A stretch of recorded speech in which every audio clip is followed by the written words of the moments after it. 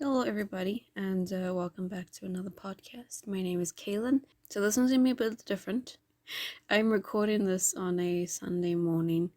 Uh, Normally, Piker and I do it the night before the video goes up, because Sunday night we upload the first part. Problem is, yesterday, we both had really bad food poisoning, and last night I thought, okay, we're fine, we're good. We watched a movie. But then we just, I don't know. We're like, okay, we're both too tired. We've been feeling meh all day. And so we went to sleep. Then this morning around 4 o'clock, I woke up with more food poisoning. So, it's not good. Uh, I've got medication for it, so don't worry. I'm okay. I really wanted to just quickly do what Pike and I had planned to do for these episodes was the cryptids. We were going to talk about our favorite kind of cryptids or just cryptids we found interesting. But Piker's not here at the moment. Today is actually a Pokemon community day for Pokemon Go. I was supposed to go on that. Obviously, no. So as soon as I'm done here, I'm going to go straight to my Pokemon Go, put on an incense, and just hopefully do what I can. I'm sorry I'm going to be sick of my voice. This might get too much. I'm going to try and make it as long as I can, and then next week I'll have Piker's cryptid feature story thing as well. He's top 5 that he found interesting. So I'm gonna try and make this as quick as possible, but not too quick, so that you guys still at least have a nice big episode to listen to by Thursday. And yeah, but like I said, currently I'm fine. We'll see how that goes. I just want to do my bit here and put it together for you guys so that you still have something for tonight.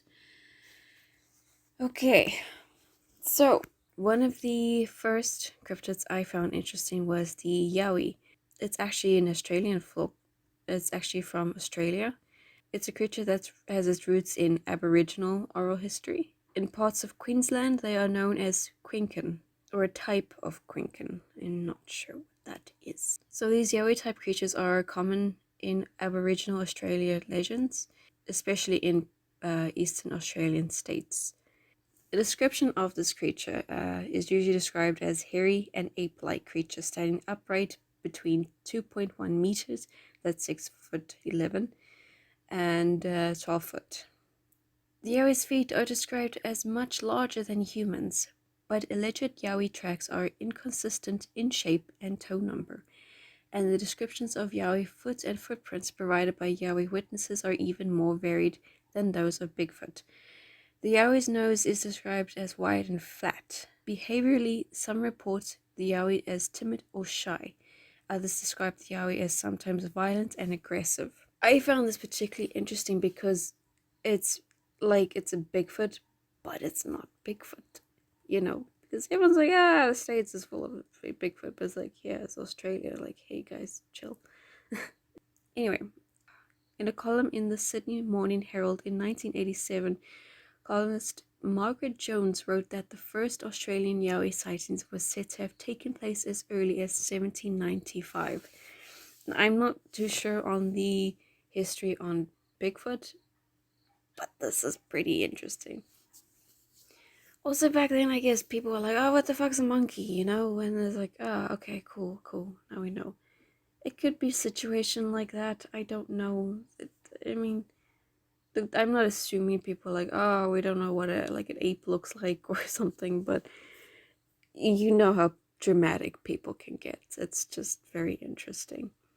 The earliest account in November 1876, the Australian Town and Country Journal asked readers who has not heard from the earliest settlement of the colony, the blacks speaking of some unearthly animal or inhuman creature, namely the Yahoo devil, or hairy man of the wood. So, what it seems like is like, okay, cool. There's a group of people that are like, hey, they're talking about this creature that's just around, I guess, startling them. Like, it's just very interesting because I think by this time as well, it's like, hey, they could have been like, wow, I've seen this big thing. Have you seen this? And it's like, great. I don't necessarily think it would be like a prank or anything. It could be. It could just also be another situation of, hey, What was that? Was that what? Okay, we don't know. We're gonna just claim it was this. I just find it interesting that they said one of the earliest settlements of the colonies are speaking of an unearthly animal or inhuman creature that they call the Yahoo Devil, or hairy man of the wood. That's very interesting. But again, it could just be a creature, like a little, just be an ape wandering around doing whatever it does, I guess. Because if you think of it, a lot of with evolution, things either get bigger or I guess smaller in some situations. Maybe it was just a really big ape. You don't know. I don't know. Maybe I'm just putting my foot in my mouth here. So then there was another article entitled Australian Apes, appearing 6 years later after this, by amateur naturalist Henry James McCooey, who claimed to have seen an indigenous ape. So he wrote, "A few days ago, I saw one of these strange creatures on the coast between Bateman's Bay and Ulladulla. I should think that if it was standing perfectly upright, it would be nearly 5 feet high. It was tailless and covered with very long black hair, which was of a dirty red or snuff color about the throat and breasts. Its eyes, which were small and restless, were partly hidden by matted hair that covered its head. I threw a stone at the animal, whereupon it immediately rushed off."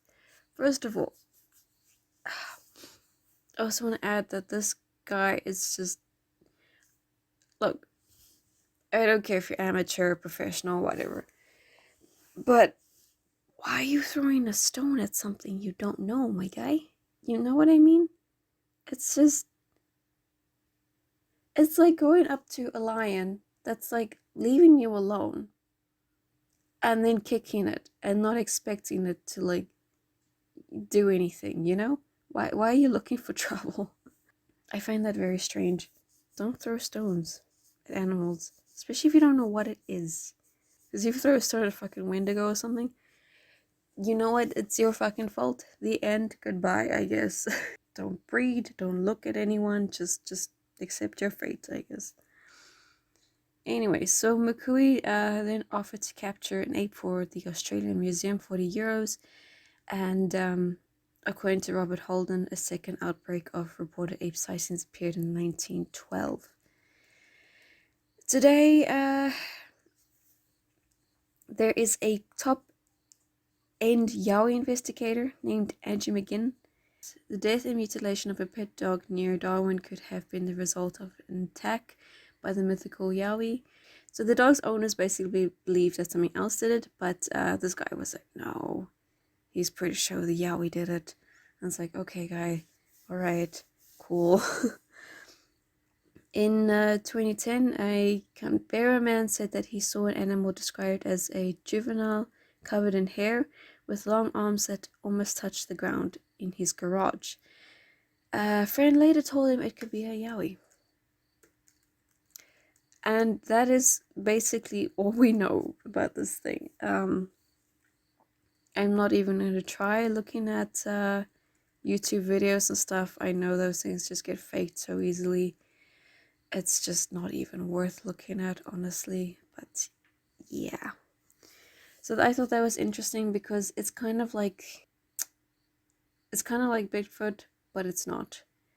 Obviously, this thing probably has its own origin. Well, this thing has its own origin, but people have over dramatized this a bit, I think.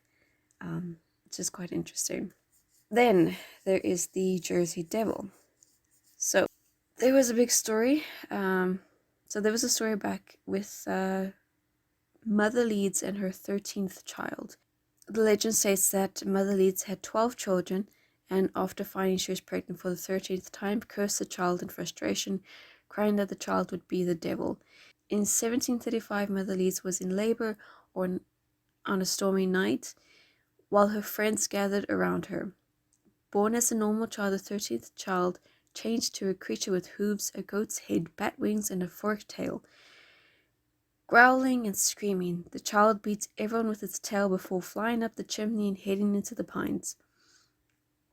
In some version of the tale, Mother Leeds was supposedly a witch and the child's father was the devil himself. Some versions of the legend also state that there was a subsequent attempt by local clergymen to exorcise the creature from the Pine Barrens. But again, people have been dramatic. Obviously, this is total bullshit, I guess.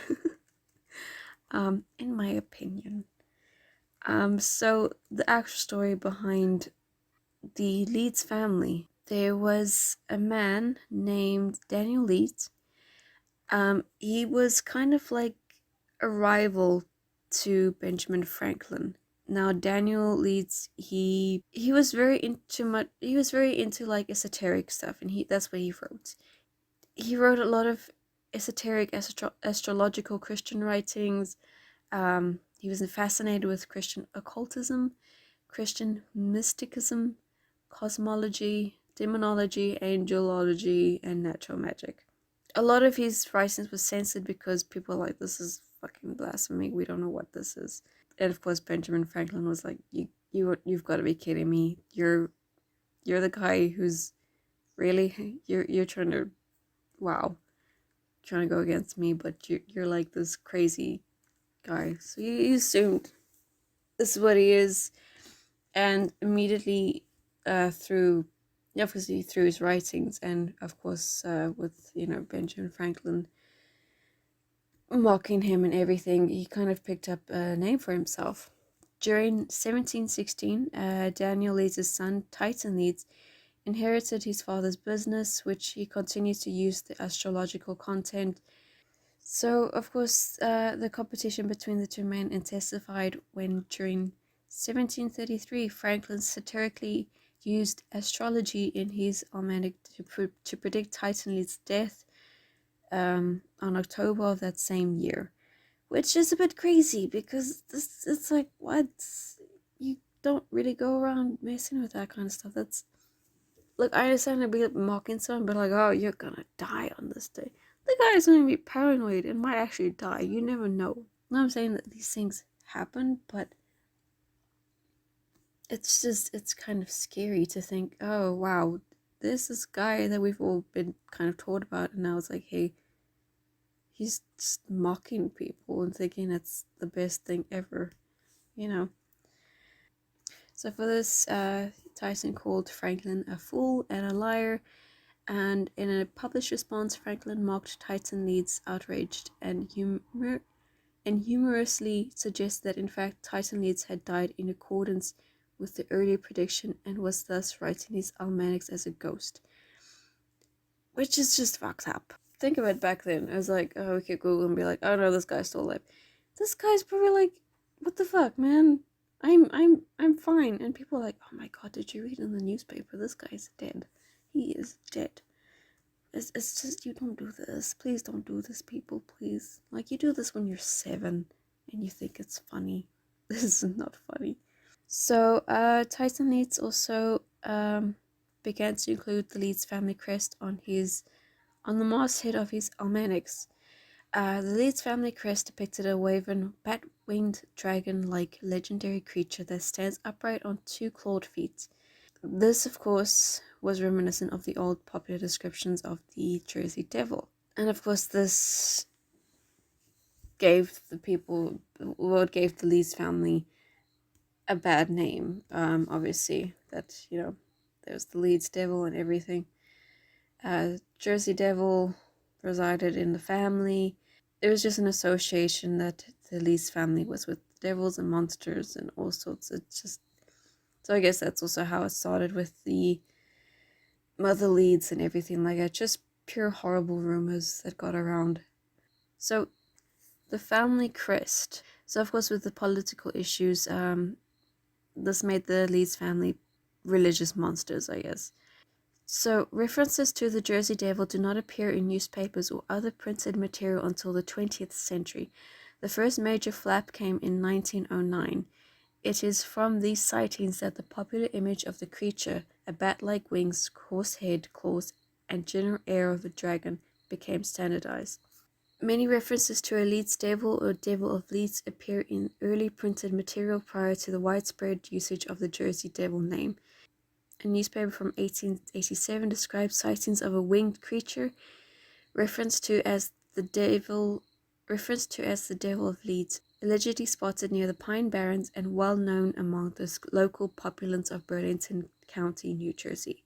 And apparently, whenever you went near it, you would hear you would hear the most unearthly yell that frightened dogs. Even apparently, someone described it as neither a bird nor an animal, but it is the Leeds Devil. According to the description, it was born over in Evesham, Burlington County, 100 years ago. There is no mistake about it. Someone said they never saw the horrible critter itself. They can remember when it was roaming around Evesham Woods 50 years ago, and when it was hunted by men and dogs and shot by the best marksmen they were in all of the South Jersey. But it could never be killed. He carried on saying, there isn't a family in Burlington or any of the adjoining counties that do not know of the Leeds Devil, and it was the bugaboo to frighten children with when he was a boy. So, what turned into a poke at someone politically to make them a monster was possibly turned into an actual myth. Well, it was turned into a myth to, we'll take anything on this creature to fill up our newspaper. It went from Benjamin Franklin just being an asshole to, oh, you've seen it too? Cool. Tell me about it. We need something interesting in this newspaper besides another slaughtered city. I don't know. As if back then you weren't scared already, you know? So there have been many claims of sightings and occurrences involving the Jersey Devil. According to legends, while visiting the Hanover Mill Works to inspect the cannonballs being forged, Commodore Stephen Decatur sighted a flying creature and fired a cannonball directly upon it to no effect.